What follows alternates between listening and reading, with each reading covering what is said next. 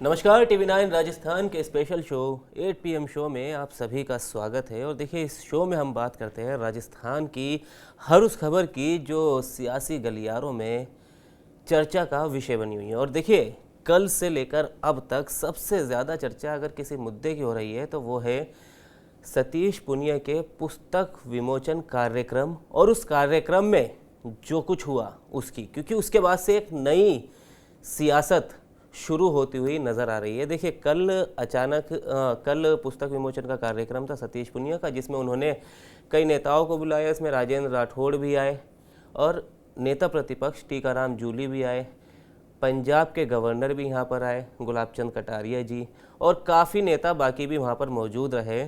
अब जब यहाँ पर टीकाराम जूली का जब भाषण हुआ तो उन्होंने सांप सीढ़ी के खेल का जिक्र किया और उन्होंने वहीं मंच पर, जहाँ सब नेता बैठे थे, वहीं मंच पर उन्होंने कहा कि अगर ये विधानसभा होती तो मैं यहाँ पूछता कि किस सांप ने डसा है। और उन्होंने ये तक कहा कि देखिए, जब मैं यहाँ पर आ रहा था तो मुझे लग रहा था कि मैं सिर्फ विपक्ष से हूँ, बाकी सब सत्ता पक्ष की तरफ से, लेकिन जब मैं यहाँ आया तो मुझे निष्पक्ष दिखे राज्यपाल जी, और राज्यपाल जी के अलावा सतीश पुनिया जी मुझे निष्पक्ष लगे, बाकी सब मुझे लगता है कि मेरी तरफ है। हालांकि ये सब बातें हंसी मजाक में मंच से ही कही गई, लेकिन इसके बाद अब ये मामला गंभीर इसलिए हो गया और सियासी गलियारों में चर्चाओं का विषय इसलिए बन गया है क्योंकि इस पर राजेंद्र राठौड़ का भी बयान आया और उसके बाद टीकाराम जूली ने प्रदेश अध्यक्ष गोविंद सिंह डोटासरा के साथ एक प्रेस कॉन्फ्रेंस की आरटीआई को लेके कि कितने मजबूत कानून कांग्रेस ने बनाया था और भाजपा उसे कमजोर कर दिया। उसी प्रेस कॉन्फ्रेंस में जूली ने भी बयान दिया। तो पहले राजेंद्र राठौड़ ने क्या कहा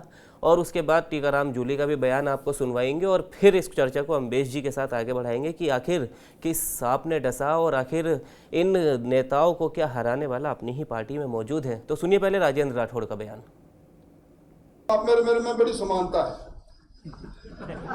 आपको मुझे दोनों को सांप सीढ़ी ने, उस सांप ने उस समय डसा जब 87 पर अपने थे। आप मैं एक ही जिले से हूं। अब आपने पुस्तक लिखना चालू कर दिया तो मैंने भी कुछ आलेख लिखना चालू कर दिए। तो अगली बार मेरे आलोकों की संख्या जब 51 पार कर जाएंगे, जब आपको मेरी पुस्तक के विमोचन में गुलाब जी को लेकर आना पड़ेगा। तो मैं राजनीति के इस माहौल के अंदर आज मैं जीवंतता देख रहा हूं। ये आपकी पूंजी है सतीश जी। इस हॉल के बाहर वो लोग जिनको एक एक व्यक्ति को लोग अपना नेता मानते हैं, आज वो बहुत से लोग, बहुत से विधायक, बहुत से पूर्व विधायक पीछे के नीचे के हॉल में आपके इस पुस्तक के विमोचन का इंतजार कर रहे हैं। आपकी इस पुस्तक के लिए ढेरों सारी शुभकामनाएं। और गुलाब जी, वैसा आपसे एक वादा आप हमें करें। आप तो महामहिम में, मैंने जिस दिन आप बन रहे थे मैंने कहा सोने के पिंजरे में जा रहे हो, आप उस पिंजरे के कुछ सलाखों को तोड़कर कभी कभी हमसे मिलने जरूर आया करोगे।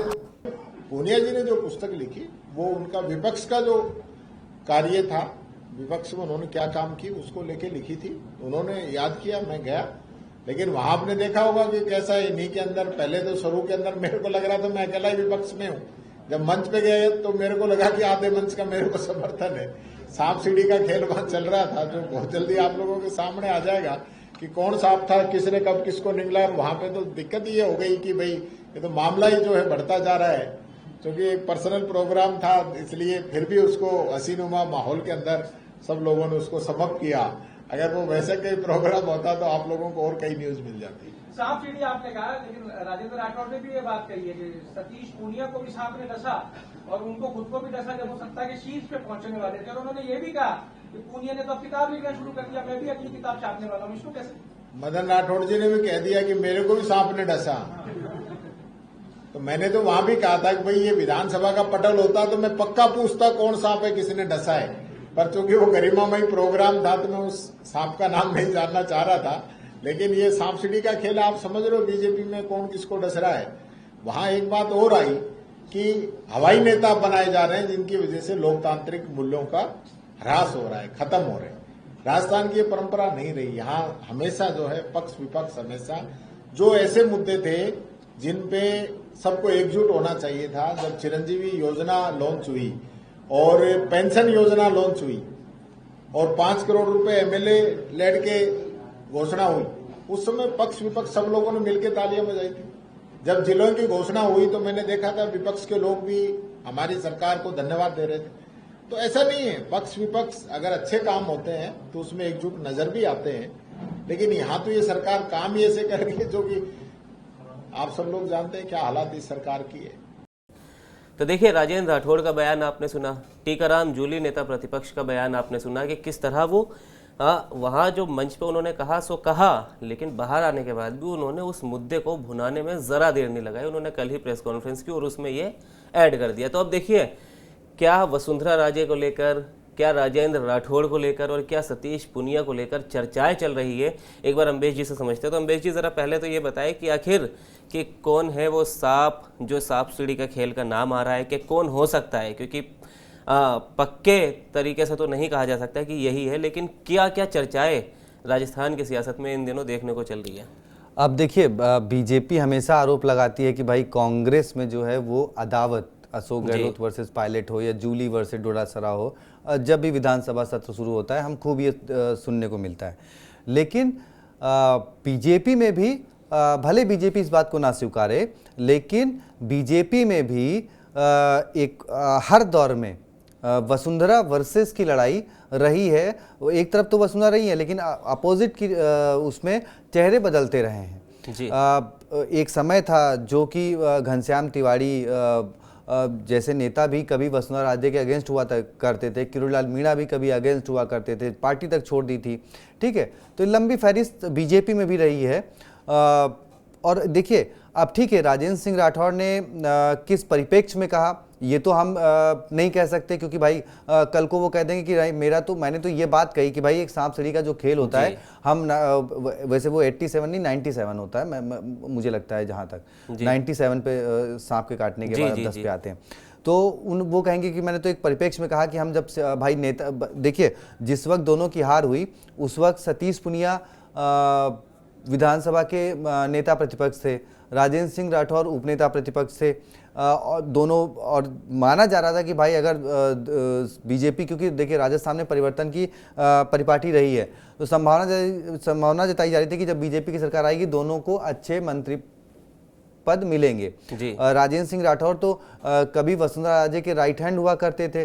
2013 से 2018 की सरकार में बिल्कुल उनके मतलब दाहिने हाथ, कहना है तो दूर दाहिने हाथ पर बैठते भी थे, है ना, हर एक चर्चा करते थे। और देखिए उसकी अदावत इस तरह देखने को मिली कि कई बार मंच पे वसुंधरा राजे ने हिंट कर दिया, टोक दिया राजेंद्र सिंह राठौर की तरफ इशारा करके। तो सोचिए कि अदावत ऐसा नहीं कि ये हम कह रहे हैं या सियासी गलियारों में चर्चा है, ये मंच पर दिखी है। वसुंधरा राजे और सतीश पुनिया की अदावत तो 2022 में जिस वक्त राज्यसभा के चुनाव चल रहे थे, मुझे बहुत अच्छे से याद है, मैं उस वक्त वहीं पे था, चुनाव कवर करने गया था। तो जब लोगों ने, क्योंकि वहाँ पे शोभा रानी कुशवाहा जो कि वसुंधरा राजे की बहुत खास मानी जाती थी, उन्होंने क्रॉस वोटिंग कर दी, उन्होंने कांग्रेस के समर्थन में वोट डाल दिया। तो जब पत्रकारों ने उनसे पूछा कि भाई शोभा रानी कुशवाहा जो कि आपकी इतनी खास मानी जाती है, उन्होंने क्रॉस वोटिंग कर दी, तो वसुंधरा राजे जी ने इशारा किया पीछे, क्योंकि तब प्रदेश अध्यक्ष सतीश पुनिया हुआ करते थे, कि ये सब बातें मुझसे मत पूछे, क्रॉस वोटिंग हुई है तो इनसे बात करिए। ठीक है, तो ये अदावत, और वो कई बार मंचों पे दिखी, कई बार सियासी गलियारों में दिखी कि भाई कैसे इन नेताओं के बीच में रिश्ते अच्छे नहीं हैं। और इसका एक उदाहरण आप ये इस तरीके से भी समझ लीजिए कि विधानसभा चुनाव होने से ठीक साल भर भी नहीं बचे थे कि प्रदेश अध्यक्ष का बदलाव हो गया। जबकि देखिए कांग्रेस पिछले 3 साल से, मतलब 5 साल से डोटासरा अध्यक्ष हैं, वो खींचे जा रहे हैं कि भाई अभी विधानसभा के चुनाव है, अभी लोकसभा के चुनाव है, अभी उपचुनाव है, तो वो करते उनका टाइम जो एक्सटेंड होता जा रहा है। लेकिन आपके सतीश पुनिया को चुनाव से ठीक साल भर पहले या उसके अंदर जो है हटाकर सीपी जोशी को कमान दे दी गई। ये कहा गया कि भाई सतीश पुनिया के वसुंधरा राजे के रिश्ते अच्छे नहीं है, इसका इम्पैक्ट जो है वो चुनाव पे पड़ सकता है। तो ऐसी बहुत सी बातें हुई। अब ठीक है, उन्होंने किस परिप्रेक्ष्य में कहा, अब उसको मौका, अब देखिए वैसे तो विपक्ष बाहर होता, प्रोग्राम कांग्रेस बीजेपी का था, सतीश पुनिया की किताब का विमोचन था, है ना, बड़े बड़े नेता बीजेपी के मौजूद थे, लेकिन वहाँ पे क्योंकि टीकाराम जूली भी थे तो वैसे तो शायद विपक्ष को टाइम लगता जी। है इसको कैश करने में कि भाई वो बाहर आते, वीडियो वायरल होता तब वो कुछ बोलते, लेकिन अब क्योंकि वो वहीं मंच पर मौजूद थे तो उन्होंने लगे हाथ उसी सभा में ही उनके सामने बोल दिया कि ठीक है, ये तो उन्होंने टीकाराम जूली ने बोला कि भाई ये मंच जो है वो तो क्योंकि अब ऐसा विपक्ष का मंच नहीं है, मतलब सियासी मंच नहीं है, अब विमोचन है, लेकिन हाँ अगर ये चीज़ विधानसभा में हुई होती, वहाँ पे आप बोलते तो हम इसको जरूर आपसे पूछते कि आखिर वो कौन है। अब बात जब आती है आखिर वो कौन है, तो देखिए समीकरण क्योंकि सियासी गलियारों में पहले से चले आ रहे हैं कि भाई रिश्ते वसुंधरा राजे से भी नहीं ठीक हैं, रिश्ते राजेंद्र सिंह राठौर के भी राजे से नहीं ठीक हैं, तो अब इसीलिए उसको भले ही इन तीनों नेताओं में से भाई चाहे राजेंद्र सिंह राठौर हो या सतीश पूनिया हो या फिर टीकाराम जूली हो, नाम नहीं लिया लेकिन चर्चा शुरू हो गई। अच्छा आपको बता दें गजेंद्र सिंह शेखावत जो कि केंद्रीय मंत्री हैं, उनसे भी पत्रकारों ने इस बात में सवाल पूछ लिया कि भाई ये सांप सीढ़ी वाला जो जिक्र राजेंद्र सिंह राठौर ने किया उसके मायने क्या हैं, तो उन्होंने भी कहा भाई वही टालने के परिवेश में कह दिया कि हाँ भाई वो तो खेल के उससे उन्होंने कहा था कि भाई वो 87 पे चुनाव हार गए तो उन्होंने इस तरीके से उसको जोड़ दिया, मतलब वही एक टालने से जैसी बात है। लेकिन सबको पता है कि जैसे वसुंधरा राजे जी अपने जब मंच से कुछ बोलती हैं, पीतल की लौंग बोलें या फिर वो कई बार आपने देखा कि वन लाइनर में उन्होंने जो है ना अपने पार्टी के नेताओं को आईना दिखाने का प्रयास किया, तो वही आज मौका मिल गया राजेंद्र सिंह राठौर को और उन्होंने भी ये बात कह दी। अब देखिए इसमें हम जोड़ सकते हैं काका भतीजे की भी लड़ाई जी, क्योंकि जब विधानसभा के चुनाव हुए तब तो आपके ये राहुल कसवा पार्टी में ही थे, सांसद थे, क्योंकि उन्होंने तो लोकसभा चुनाव से पहले छोड़ा ना, जब उनका टिकट कट गया तो वो भी थे। अब लड़ाई तो उनकी भी थी चाचा भतीजे की भी लड़ाई थी, तो उसको भी जोड़ सकते हैं कि भाई शायद उन्होंने उसके लिए भी कहा होगा। तो अब सियासी मायने कई तरीके से ले सकते हैं, तो सीधा सीधा वसुंधरा राजे जी पे हम यहाँ से बैठ के ये कहते हैं कि नहीं भाई उनका इशारा सिर्फ उनकी तरफ था, तो थोड़ा सा शायद जल्दबाजी हो जाएगी या फिर थोड़ा सा गलत हो जाएगा। हाँ सियासी गलियारों में जो लोग कह रहे हैं, जो अब सवाल उठने लगे हैं, वो जरूर ये कह रहे हैं कि भाई ऐसे कौन लोग हो सके, इतनी हैसियत किसकी है जो किसी नेता को चुनाव हरवा दे, क्योंकि सतीश पूनिया हो चाहे राजेंद्र सिंह राठौर हो, कोई छोटे मोटे नेता नहीं है। आप ये नहीं कह सकते 5 बार के विधायक हैं राजेंद्र सिंह राठौर, तो किसकी इतनी हैसियत है जो उनको चुनाव हरवा दे, तो फिर कोई बड़ा ही नेता होगा ना। अगर यही बात उठ रही कि भाई चुनाव हरवा दिया तब तो कोई बड़ा ही नेता होगा। तो अब इसलिए सियासी गलियारों में चर्चा गर्म है, बीजेपी इसको कैसे काउंटर कैसे सेफ खेलती है ये देखना दिलचस्प होगा, क्योंकि कांग्रेस ने तो काउंटर करना शुरू कर दिया है। जी, लेकिन देखिए अम्बेश, सबसे अहम बात यहाँ पर यह है कि अंत उपचुनाव अब नज़दीक है। आज अधिसूचना जारी हो गई, कल से नामांकन 21 तारीख तक नामांकन रहेगा और 11 नवंबर को मतदान होना है। और जिस तरह अभी हम थोड़ी देर पहले एक लाइव में बात भी कर रहे थे कि डोटासरा से जब पूर्व मुख्यमंत्री वसुंधरा राजे की मुलाकात हुई, उन्होंने कहा कि आप कहाँ जा रहे हैं, डोटासरा बोले कि भाई अंता जा रहे हैं, कि वो बोली कि ठीक है तो वहीं मुलाकात होगी। अब लेकिन उस उपचुनाव से पहले जब प्रचार प्रसार का समय है, पार्टी को अपने आप को वहाँ मजबूत दिखाने का समय, और बीजेपी पे वहाँ पर अभी तक अपना कैंडिडेट की भी घोषणा नहीं कर पाई है, तो उस पर भी वही जवाब मिल रहा है जिस तरह आपने शेखावत केंद्रीय मंत्री को लेकर बात कही कि थोड़ा गोलमोल जवाब देने की कोशिश की जा रही है नेताओं की तरफ से कि नेता हमारा तो उम्मीदवार कमल का निशान है। तो क्या इससे वहाँ उपचुनाव में भी कोई नुकसान देखने को मिलेगा कि इनमें तो आपस में ही खींचतान है? हालांकि इसका इतना ज़्यादा असर तो नहीं पड़ सकता, पर कुछ क्या असर दिखेगा? देखिए अब क्योंकि वो गढ़ ऐसा है कि वहाँ पे इतना ज़्यादा इम्पैक्ट इन बातों का नहीं होगा। राजेंद्र सिंह, क्योंकि देखिए यहाँ पे क्या है ना, जो बातें हुई हैं वो किसी पर्टिकुलर नाम को लेकर नहीं हुई। फिर मैंने वही कहा कि जिस तरीके से ठीक है सियासी गलियारों में चर्चा है, विपक्ष ने इसको कैश कर लिया कि भाई वो नाम बताए, नाम पूछा, अगर सदन में होते तो हम नाम पूछते, तो ये अब बीजेपी से काउंटर ऐसे करेगी ना कि भैया ठीक है हमारे नेता ने तो खेल के बारे में बात करी कि भाई ठीक है हम चुनाव हारे, तो उसका उन्होंने जिक्र कर दिया।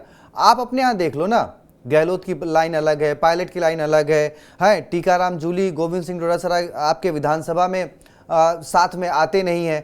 जय जिस विधानसभा में डोटासरा को निकाला था स्पीकर ने उनकी मिसबिहेव को लेकर, उसके बाद कहते हैं कि भाई डोटासरा और जूली किस लिए नहीं बन रही कि जूली ने अंदर जाके माफी मांग ली थी।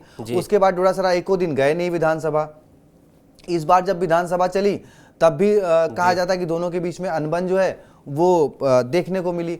तो बीजेपी के पास तो काउंटर करने के लिए बहुत कुछ है और मुझे नहीं लगता कि ये मुद्दा उस लेवल मतलब उस चुनाव तक जाएगा, क्योंकि वहां पे आपको प्रचार करने के लिए सतीश पुनिया की जरूरत पड़ेगी तो वो भी दिख जाएंगे, राजेंद्र सिंह राठौर की जरूरत पड़ेगी तो वो भी दिख जाएंगे और जिन नेताओं की जरूरत पड़ेगी तो वो दिख जाएंगे। वो ये नहीं कि भाई वसुंधरा का गढ़ है तो हम प्रचार करने नहीं जाएंगे। दिक्कत कांग्रेस में ये ज़्यादा हो जाती है कि भाई वो उनके यहाँ प्रचार करने नहीं आए, क्योंकि ये हमने देखा जब लोकसभा का चुनाव था तो सचिन पायलट जालोर प्रचार करने नहीं गए, अशोक गहलोत अनिल चोपड़ा के यहाँ प्रचार करने नहीं पहुंचे या उसमें वो हुआ। ठीक है, तो ऐसी होती है। तो बीजेपी की ये जो लड़ाई है ना, बीजेपी ठीक है आप कह सकते हो कि इसकी लड़ाई है, लेकिन उनकी लड़ाई ना कभी मंच पर या कभी खुलकर उस तरीके से पर्दे पे नहीं आती। मैंने जो आपको बातें बताई, आपने क्या कभी देखा है कि आमने सामने नेताओं की बहस हुई हो या फिर उस बहस को बहुत बड़ा मुद्दा मिला हो? ठीक है, मुझे लगता है राजेंद्र सिंह राठौर ने जो बात कही है इस पे बहुत ज़्यादा विवाद, ठीक है कांग्रेस जितना चाहे उसको विवाद तूल देने की कोशिश करे, लेकिन वो तूल उतना बढ़ेगा नहीं जो चुनाव में बीजेपी को इम्पैक्ट कर सके। और रही बात उम्मीदवार की, तो मुझे लगता है कि भाई ठीक है मंथन चल रहा होगा और वसुंधरा राजे जी अगर एक्टिव होती हैं वहाँ जाती हैं अंता में प्रचार प्रसार करने, जैसा कि उन्होंने गोविंद सिंह डोटासरा को हिंट कर दिया था कि भाई अब तो वहीं पे मुलाकात होगी, तो अगर वो जाती हैं तो मुझे लगता है कि फिर वही बात होगा कि नरेश मीणा अगेंस्ट कांग्रेस के खिलाफ खड़े हैं, नुकसान कांग्रेस को पहुंचाएंगे। बीजेपी नरेश मीणा के खड़े होने से बीजेपी को एक तरफा फायदा होगा, आप लाख दावे करते रहो। चलिए, तो देखिए बीजेपी में खेमेबंदी है या नहीं है ये तो सब जानते हैं, भली भांति जानते हैं। कांग्रेस में भी गुटबाजी है, कहीं ना कहीं बीजेपी में भी नज़र आती रहती है। लेकिन बिल्कुल जैसा अभी अम्बेश जी ने बताया भी कि जो बीजेपी की जो गुटबाजी है या जो आंतरिक कलह जो अंदर खाने चलती रहती है वो कभी खुलकर सामने नहीं आ पाती, और उसी वजह से बीजेपी कहीं ना कहीं अपने आप को मजबूत दिखाने में कामयाब भी होती है। और आज भी अगर बीजेपी की इमेज की बात करें तो वो यही एकजुट वाली इमेज इसीलिए बनी हुई है क्योंकि वो अपनी अंदर की लड़ाई बाहर नहीं आने देते, और कांग्रेस में यही कमी है। अब ये देखना होगा कि देखिए ये अंतर उपचुनाव में किस तरह से कांग्रेस की क्या कमी उजागर होगी या फिर बीजेपी की इस बार कमी उजागर होगी, क्योंकि पहले से स्थिति काफ़ी बदल गई है। अब तक दो बड़े नेताओं का राजस्थान में वर्चस्व चला रहा था, अशोक गहलोत कांग्रेस में और इधर वसुंधरा राजे बीजेपी में। लेकिन अब क्योंकि मुख्यमंत्री भजन लाल शर्मा है और इधर भी सचिन पायलट पहले से काफ़ी ज़्यादा मजबूत अब हो चुके हैं राष्ट्रीय कांग्रेस में भी, न सिर्फ राजस्थान में, तो इसीलिए अब अंत में क्या क्या सियासी जो हड़कंप वो देखने को मिलेगा वो हम आपको TV9 राजस्थान पे बताते रहेंगे। तो फिलहाल के लिए दीजिए इजाज़त और एक बार फिर आपके सामने हाजिर होंगे एक नए मुद्दे के साथ। शुक्रिया।